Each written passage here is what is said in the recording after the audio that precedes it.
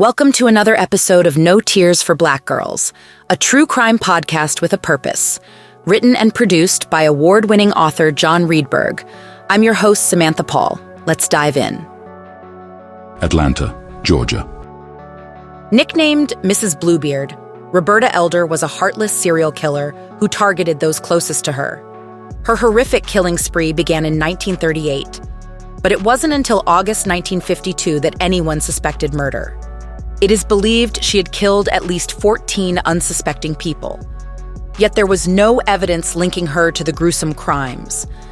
The mysterious killings may have started as early as 1938, but it wasn't until Reverend William M. Elder died after eating bananas and cheese in 1952 that suspicion of foul play arose. Reverend Elder, a beloved Baptist preacher in Atlanta, Georgia, had already suffered the loss of two daughters, Fannie Mae and Annie Pearl, who both died of pneumonia 1 and 2 years prior. The same coroner that examined his daughters was puzzled when he observed Reverend Elder's body riddled with ruddy skin and emaciated frame. The coroner had only one option: to test whether or not Reverend Elder could have been poisoned with arsenic, the symptoms of which are much like pneumonia. After finding traces of arsenic in his body, the unfortunate truth could no longer be denied, and they alerted the authorities to the multiple deaths occurring within the Eason Street home. Police attention shifted to William Elder's wife, Roberta.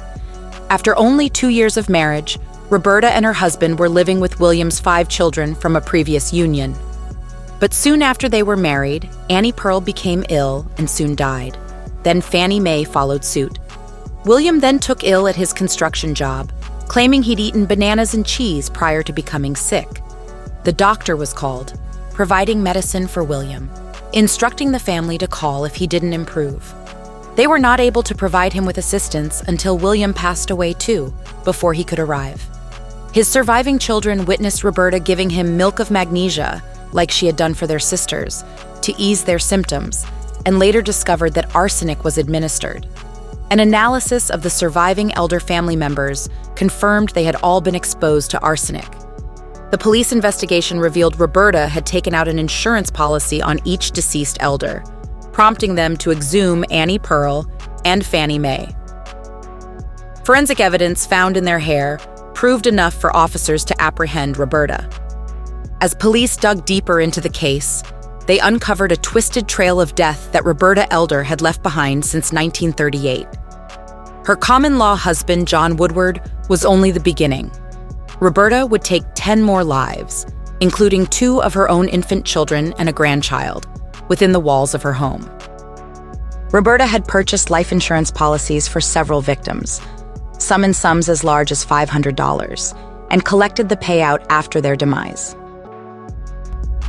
Police could never verify her purchase of arsenic, though her brother's farm was suspected by William's surviving children. With circumstantial evidence as its basis, they sentenced Roberta to life in prison. Capital punishment laws prevented harsher sentences due to lack of direct evidence. Roberta Elder, Atlanta's own Mrs. Bluebeard, was reported to have gone even further than the original fairy tale in her acts of violence. The black press soon referred to her as a serial killer for her heinous crimes that she committed without motive or remorse. Although Roberta's killing spree was unheard of and unspeakable, it still received little attention from the mainstream white press. They sentenced her to life in prison, never having confessed her guilt. But Roberta wasn't the only female serial killer in the spotlight at that time.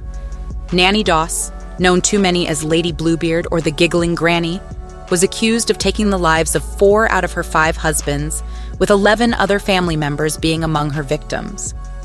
Her story of violence and depravity made headlines all across the country and remains an ongoing source of fascination among true crime aficionados. Doss's continuing legacy and impact on popular culture, 70 years since her dark deeds, reveal an unsettling trend in the fabric of American history. They've given black victims the same attention as their white counterparts. Studies have shown that African American perpetrators are more likely to be presented in the media, while African American victims go unseen.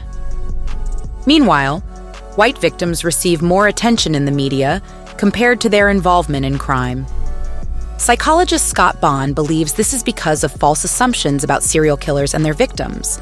that black serial killers don't exist in substantial numbers. This occurs because 9 out of 10 serial killers target people of the same race. Because American society has relegated African Americans to a lower level and made people believe blacks cause violent crime against whites, African American violent crime victims remain invisible. The media furthers this false assumption by giving time to criminals who attack sympathetic victims, white women in particular. People label this concept as missing white girl syndrome. According to Zach Summers' analysis of this syndrome's accuracy, evidence suggests that gender and race discrimination influence the recognition and coverage given to crime victims, determining both their acknowledgement and the extent of media attention they receive. Sarah Stillman, a media studies scholar, says these images and messages offer an indirect guide on which victims to sympathize with and which ones to ignore. This has resulted in the fading away of African American victims from both news outlets and public awareness. Roberta Elder's name evokes feelings of terror and dread. Between 1952 and 1954, Roberta Elder, also known as the Black Widow, faced accusations of killing multiple people. However, the mainstream media was more captivated by the story of Nanny Doss, the giggling granny, who had murdered 11 white people. Though Roberta Elder's victims had perished long ago, this damaging power dynamic continued to thrive in modern society. To illustrate, let's look at a gruesome case from Canada. While broadcasters dedicated hours of broadcasting to the death of a whale via a boat propeller collision, society remained unaware and uninterested in the 32 vanished Indigenous women. Even until this day, victims of color have all too often been ignored or silenced, their stories going untold for generations. It's time to tell the stories of those left behind. It's time to remember Roberta Elder. Love us? Leave us a positive review or rating. Follow No Tears for Black Girls on social media and No Tears for BG on Twitter. Be blessed, be loved, stay safe.